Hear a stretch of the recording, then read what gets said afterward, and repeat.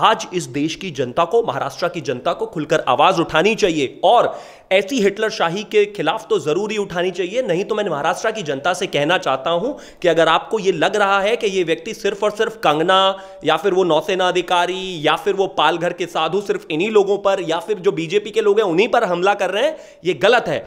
अगर आप इनके खिलाफ आज आवाज नहीं उठाएंगे तो ये कल आपके घरों में घुसेंगे, गुंडाई करेंगे, लूटपाट करेंगे। ये सरकार क्योंकि उसी को प्रमोट कर रही है। लगातार जो भी सच की बात करने की कोशिश करता है, चाहे वो आर भारत हो, चाहे वो कोई और हो, चाहे वो तमाम तरह के जितने भी चैनल्स हो, चाहे प्यारा हिंदुस्तान भी हो, सिर्फ यही नहीं है। अगर जनता ने आवाज नहीं उठाई तो कल ये लोग जनता के ऊपर भी इसी तरह से अत्याचार करेंगे, हिटलर शाही करेंगे।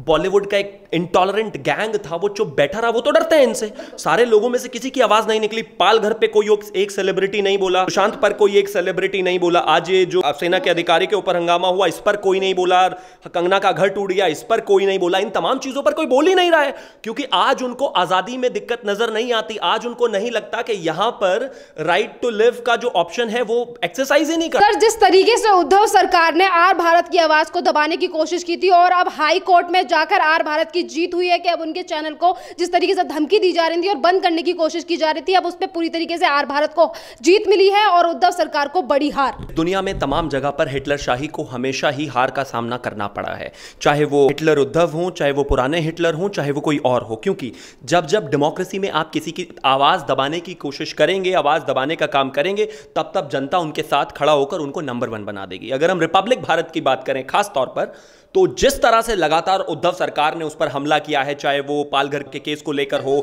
चाहे वो सुशांत के केस को लेकर हो, जिस तरह से उन्होंने एक निडर रिपोर्टिंग की है, जिस तरह से तमाम चीजों को आगे बढ़ाया है, जिस तरह से जनता के सामने सच रखा है और उद्धव सरकार को एक्सपोज किया है, उसके बाद से यह बहुत साफ हो गया कि जनता पूरी तरीके से आर भारत के साथ खड़ी हुई है और उद्धव ठाकरे के खिलाफ। और वो दिन दूर नहीं है जिस तरह के काम ये लगातार, जिस तरह के कृत्य ये लगातार कर रहे हैं उद्धव ठाकरे एंड फैमिली, मुझे लगता है बहुत जल्दी इनके ऊपर एक बड़ा संकट आने वाला है। क्योंकि कहीं ना कहीं इनके अलाइज भी इनकी बहुत सारी बातों से खुश नहीं होते हैं। शरद पवार का आपने डिसेंट अभी देखा होगा। इसके अलावा खैर कांग्रेस के साथ तो ये बिल्कुल मिलकर काम कर रहे हैं। लेकिन कुल मिला के बात ये तय है कि जब जब आप जनता को, जनता की आवाज को, देश के मीडिया को दबाने की कोशिश करोगे, वो और ज्यादा निकल कर आएगी और ज्यादा आपके सामने खड़ी हो जाएगी।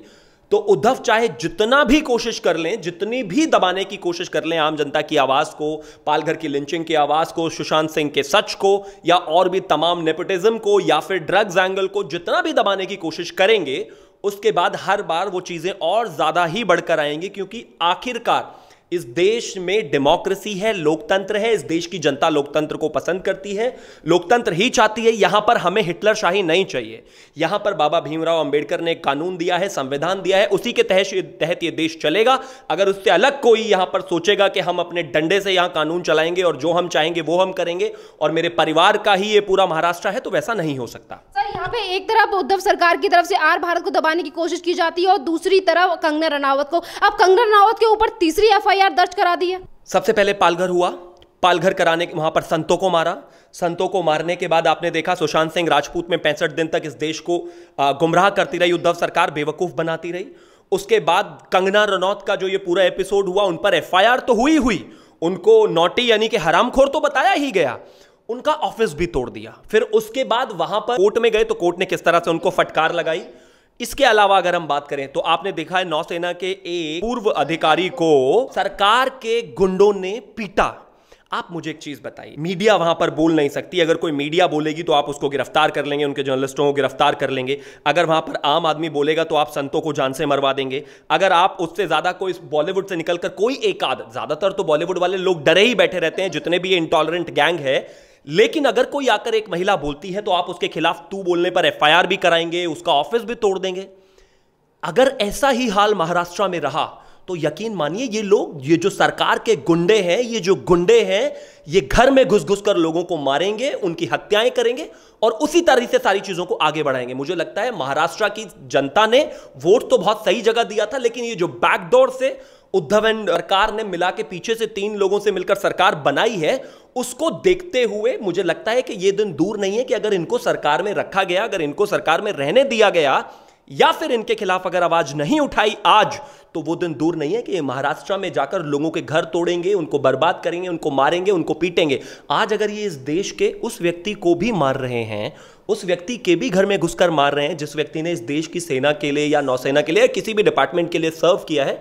तो ये अपने आप में बहुत शर्म की बात है। इनको कोई फर्क नहीं पड़ता इस बात से कि कोई इस देश के साथ है नहीं है, इस देश के लिए उसने अपनी जान एकदम दांव पे लगाई है, लेकिन इनको तो अपने पूरे राज्य में गुंडाई करानी है। अगर यही हाल रहा तो यकीन मानिए इस देश की जनता को और खास तौर पर महाराष्ट्र की जनता को अपनी सरकार के खिलाफ आवाज उठानी चाहिए। अगर एक कार्टून बनाने पर किसी को इस तरह से पीटा जा सकता है तो यकीन मानिए वो भी एक फॉरवर्ड करने पर अगर इस तरह से उनको पीटा जा सकता है, उनकी उम्र को दरकिनार करके, उनकी ओहदे को दरकिनार करके। और किस तरह से, मैं भी एक रिपोर्ट देख रहा था, उनका बेटा कह रहा था कि वो उतने ज्यादा शर्म में आ गए, वो नौसेना के जो अधिकारी थे, पूर्व अधिकारी, उन्होंने कुछ कहा नहीं, बस उन्होंने जाकर सिर्फ इतना कहा घर पर कि मेरे ऊपर हाथ छोड़ दिया गया। ये कितनी शर्म की बात है। आज इस देश की जनता को, महाराष्ट्र की जनता को खुलकर आवाज उठानी चाहिए और ऐसी हिटलर शाही के खिलाफ तो जरूरी उठानी चाहिए। नहीं तो मैं महाराष्ट्र की जनता से कहना चाहता हूं कि अगर आपको यह लग रहा है कि यह व्यक्ति सिर्फ और सिर्फ कंगना या फिर वो नौसेना अधिकारी या फिर वो पालघर के साधु सिर्फ इन्हीं लोगों पर या फिर जो बीजेपी के लोग हैं उन्हीं पर हमला कर रहे हैं, यह गलत है। अगर आप इनके खिलाफ आज आवाज नहीं उठाएंगे तो ये कल आपके घरों में घुसेंगे, गुंडाई करेंगे, लूटपाट करेंगे। ये सरकार क्योंकि उसी को प्रमोट कर रही है। लगातार जो भी सच की बात करने की कोशिश करता है, चाहे वो आर भारत हो, चाहे वो कोई और हो, चाहे वो तमाम तरह के जितने भी चैनल्स हो, चाहे प्यारा हिंदुस्तान भी हो, सिर्फ यही नहीं है। अगर जनता ने आवाज नहीं उठाई तो कल ये लोग जनता के ऊपर भी इसी तरह से अत्याचार करेंगे, हिटलर शाही करेंगे। सवाल ये भी है ना सर कि जहां पे आर भारत जिस तरीके से और भी न्यूज चैनल है वो अगर सच की आवाज को आगे उठाते हैं तो उनके पत्रकारों को ये जेल में उठा के बंद कर देते हैं। और जो लोग हमारे नौसेना के पूर्व अधिकारी के साथ बदतमीजी करते हैं, मारपीट करते हैं, उन्होंने उनकी हालत देखी होगी और उनको 2 मिनट में बेल मिल जाती है। उनके ऊपर जो धाराएं लगनी चाहिए उन धाराओं के तहत केस भी दर्ज नहीं किया जाता। जब गुंडे ही सरकार के हैं, जब सरकार में ही गुंडे हैं या फिर गुंडे ही सरकार के हैं तो उनको कौन पुलिस पकड़ेगी? उनको थाने से ही बेल दे दिया, इसका मतलब साफ है कि उनको संरक्षण है। शिवसेना के गुंडे, शिवसेना तो कहना ही बेकार है, ये शिव की सेना तो छोड़िए, ये हिंदुस्तानी कहलाने लायक नहीं रहे। जिस तरह से ये शिवसेना के गुंडे लगातार लोगों पर अत्याचार कर रहे हैं और लोगों को मार रहे हैं, अगर यही हाल आने वाले समय में कुछ दिनों और रहा तो यकीन मानिए महाराष्ट्र के हर एक व्यक्ति को पीटेंगे। और इसमें मराठी मानुस का कोई लेना देना नहीं है, उनके ऊपर भी अत्याचार करेंगे। ना ये बीजेपी को मार रहे हैं, ना ये किसी और को मार रहे हैं, ना ये चैनल को, ये वहां की आम जनता को, वहां के लोगों को, आवाज उठाने वालों को, इनके खिलाफ जो भी कोई बोलता है उनको, ये सबको मार रहे हैं। और ये सबके ऊपर अत्याचार है। मुझे सिर्फ इतना कहना है कि जेल डाल रहे हैं, डालिए, 1 डालेंगे, 2 डालेंगे, 10 जर्नलिस्टों को डालेंगे, 10-20 और सेना प्रमुखों के या सेना के अधिकारियों के ऊपर इस तरह से हमले करेंगे। जनता को सामने आना ही पड़ेगा।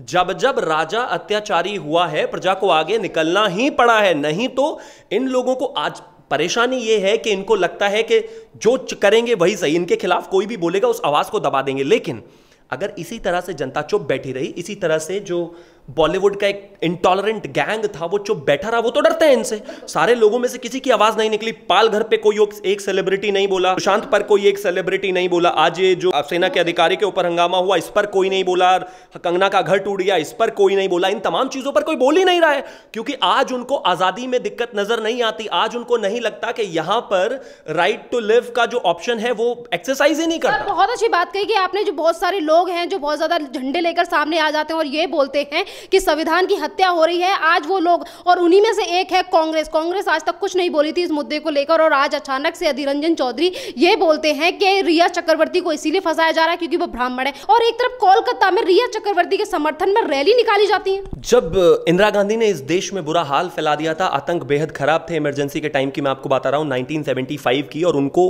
रायबरेली में उन्होंने पूरी तरह से इलेक्शन को एक तरह से हैक करा लिया था और सुप्रीम कोर्ट और हाई कोर्ट ने माना था कि हाँ वहां पर दिक्कत हुई है और उनकी संसद से सदस्यता खत्म होने की बात आ गई थी। तो जयप्रकाश जी ने एक आंदोलन शुरू किया था और उसमें एक रामधारी सिंह दिनकर का एक नारा लगाया था कि कुर्सी खाली करो, जनता आई है। आज महाराष्ट्र की और कमोबेश अगर मैं बात करूं, वेस्ट बंगाल का भी यही हाल है। आप अगर हम कांग्रेस की बात करें तो उत्तर प्रदेश में भी उनको ब्राह्मण दिखाई देते हैं। वो अलग बात है कि अपने जमाने में जब वो सरकार में थे उनको भगवा आतंकवादी दिखाई देता था। राहुल गांधी को लगता था कि मंदिर में लोग रेप करने के लिए जाते हैं। इन्होंने जिस नीचता के साथ इस देश के, चाहे वो ब्राह्मण हो, ब्राह्मण छोड़िए, हिंदुओं को जिस तरह से इन्होंने बदनाम करने की कोशिश करी, मर्यादा पुरुषोत्तम भगवान श्री राम को बदनाम करने की कोशिश करी, आज सत्ता में से जाने के बाद इनको सिर्फ और सिर्फ हिंदू और खास तौर पर ब्राह्मण नजर आ रहे हैं क्योंकि हर जगह इनको जातिवाद करना है।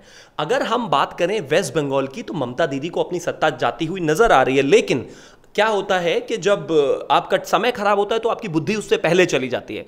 रिया चक्रवर्ती को चाहे वो बताएं वो बंगाल की बेटी हैं, चाहे उसमें जात का एंगल ढूंढने की कोशिश करें, पंडित उसे बताने की कोशिश करें, इस देश में क्रिमिनल का मतलब क्रिमिनल होता है। मेरे देश के जो संविधान है, मेरा देश का जो आईपीसी है, मेरे देश में जितनी भी सारी चीजें हैं वो किसी जाति धर्म को देखकर नहीं बनाई गई हैं। वहां पर अगर रेया चक्रवर्ती की जगह रेया खान होता तो भी वो जेल में होती, उसके पीछे अगर रेया त्यागी होता तो शायद वो तब भी जेल में होती। यहां पर जात का कोई मसला ही नहीं है, लेकिन किसी ना किसी तरीके से कोशिश की जा रही है कि हिंदुओं को तोड़ा जाए, अलग किया जाए, किसी को ब्राह्मण बना दिया जाए, किसी को जाट, किसी को गुर्जर, इसी तरह से करके तोड़ दिया जाए। और जितनी भी ये देश को तोड़ने वाली शक्तियां हैं ये इकट्ठा करके एक तरह से इस देश में सरकार में आने की कोशिश करें। इस तरह से लोगों को अलग किया जा रहा है। लेकिन जहां तक बात रेया चक्रवर्ती की है, चाहे वो ब्राह्मण है, मैं भी खुद ब्राह्मण ही हूं, उससे मुझे कोई फर्क नहीं पड़ता। अगर उसने किसी को साथ गलत काम किया है, अगर उसने ड्रग्स लिया है तो वो जानी ही चाहिए। अब वो चाहे वेस्ट बंगाल से आती हो, चाहे वो हिंदू हो, उससे मुझे कोई फर्क नहीं पड़ता। लेकिन एक और सवाल कि आपने रिया चक्रवर्ती को लेकर कहा कि जिस तरीके से रिया चक्रवर्ती किसी भी धर्म जाति से आती हो, पर अगर उन्होंने गलत किया तो जेल के पीछे जाना ही पड़ेगा। जिस तरीके से एनसीबी के सामने रिया चक्रवर्ती खुलासे कर रही है, खबर ये भी थी कि अभी जो 25 नाम सामने आए थे वो रिया चक्रवर्ती ने ही सामने रखे हैं, और इसमें सारा अली खान का नाम भी उन्होंने लिया है कि वो ड्रग्स लेती हैं। नहीं तो सारा अली खान हो, आधा अली खान हो, पूरा अली खान हो, उससे कोई फर्क नहीं पड़ता मेरे लिए। सारा अली खान या फिर कोई और खान या फिर कोई और जो भी है वो सब बराबर है। अगर आप ड्रग्स लेते हो और जो इस देश के कानून के तहत नहीं आता, अगर आप बैंड ड्रग्स लेते हो, तो चाहे आप सारा अली खान हो, चाहे आप रकुल प्रीत हो, चाहे आप रेया चक्रवर्ती हो, चाहे आप कोई भी हो, चाहे आपके पिताजी सैफ अली खान हो या कोई और खान हो, आपको तो जेल जाना ही पड़ेगा, क्योंकि ये कानून के अंतर्गत नहीं आता। बहुत सारे लोगों ने इस बात को इस तरह से कहा कि बॉलीवुड में ये आम बात है, लेकिन ये राजनीति के तहत इन चीजों को किया जा रहा है। मैं कहता हूं कि पिछले 50 साल से ये चीज बाहर निकलकर नहीं आई, तो क्या अब नहीं आनी चाहिए? आज एक जान चली गई जिस पर आप जवाब नहीं दे रहे। आपने तमाम तरह की श्रीदेवी से लेकर और तमाम मौतें वहां पर हुई, लगातार किसी ने बात ही नहीं उठाई। आज अगर ये चीज पब्लिक डोमेन में है और इस तरह की गंदगी निकलकर अंदर से आ रही है, तो इन लोगों को बैन करना, जेल में डालना बेहद ही जरूरी है। चाहे वो कोई किसी की बेटी हो, कोई किसी की नाती हो, इस बात से कोई फर्क नहीं पड़ता। लेकिन आप अगर इस हिंदुस्तान में रहेंगे तो आपको हिंदुस्तान का कानून फॉलो करना पड़ेगा। चाहे बंगाल से आपको दीदी सपोर्ट करने आ जाए, चाहे कांग्रेस आपको ब्राह्मण बताकर सपोर्ट करे, यह सरकार बहुत क्लियर कट एजेंडा पर है कि अगर आपने गलत किया है तो आपको जेल जाना ही पड़ेगा। सर, अभी जिस तरीके का रवैया, आप जिस तरीके के आपने देखा कि शिवसेना निभा रही है, तो काफी सारे लोगों का, अभी जो हमारे नौसेना जो अधिकारी हैं, पूर्व अधिकारी हैं, उनकी बेटी हो या फिर वो अफसर हो, तमाम तरीके के लोग यही कह रहे हैं कि अब शिवसेना को रिजाइन दे देना चाहिए, मतलब इस पार्टी को वहां से हटा देना चाहिए और महाराष्ट्र में राष्ट्रपति शासन लगाने की बेहद जरूरत है। देखिए, मैं सिर्फ इतना कहना चाहता हूं कि आपको ज्यादा कुछ नहीं करना है, सीरीज ऑफ एविडेंस कनेक्ट करने की जरूरत है। आप देखिए सरकार चल किस तरह से रही है। सबसे पहले पालघर लिंचिंग हुआ, आप कुछ नहीं कर पाए, आप वहां पर साधुओं की निर्मम हत्या हो गई। आज भी क्या हाल है, केस का कुछ पता नहीं है, क्लियर कट सामने, पहला फेलियर, चलो छोड़ देते हैं। उसके बाद कंगना का केस आता है, किसी महिला ने आपके खिलाफ आवाज उठाने की कोशिश की, आपने उन पर एफआईआर पे एफआईआर ठोक दी और उनका ऑफिस तोड़ दिया। खैर चलो कोई बात नहीं। उसके बाद आगे हम अगर आए, आर भारत ने आपके खिलाफ बोलने की कोशिश की या बात की, आपके खिलाफ एजेंडा चलाया, तो आपने उनको जेल में डाल दिया, ठीक है। फिर उसके बाद सच्चाई दिखाने के बाद जब आपने उसे जेल में डाला, फिर उसके बाद एक नौसेना अधिकारी जो भी है, उन्होंने सिर्फ एक कार्टून शेयर किया तो आपने उनको भी पीट दिया। वहां पर कोई गद्दाफी चीफ मिनिस्टर है या वहां पर कोई ओसामा चीफ मिनिस्टर नहीं ना, इसी देश के एक इलेक्टेड चीफ मिनिस्टर है, जिनकी जिम्मेदारी बनती है कि वहां पर लॉ एंड ऑर्डर इन्फोर्स हो और वहां पर लोगों को न्याय मिले। लेकिन अगर आप क्रिटिसाइज करने पर इतना ज्यादा हाइपर हो जाते हैं तो माफ कीजिए, आप उस कुर्सी के लायक नहीं हैं। इस देश के प्रधानमंत्री को, इस देश की तमाम बॉलीवुड हस्तियों से लेकर नॉर्मल आदमी से लेकर किसने कितनी गालियां नहीं दी? क्या किसी को गिरफ्तार किया गया? किसी का ऑफिस तोड़ा गया? कुछ भी नहीं कहा गया। और इंटॉलरेंट कौन? इस देश की भाजपा और प्रधानमंत्री।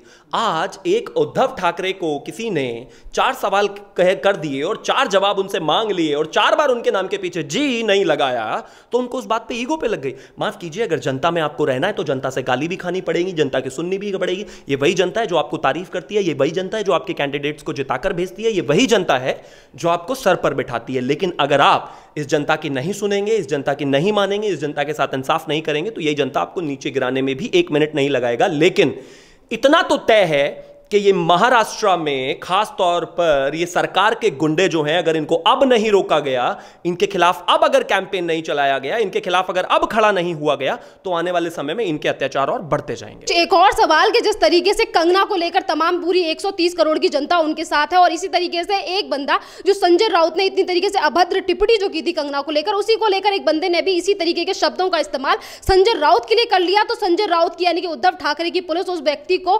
कोलकाता जाके गिरफ्तार तक कर लिया।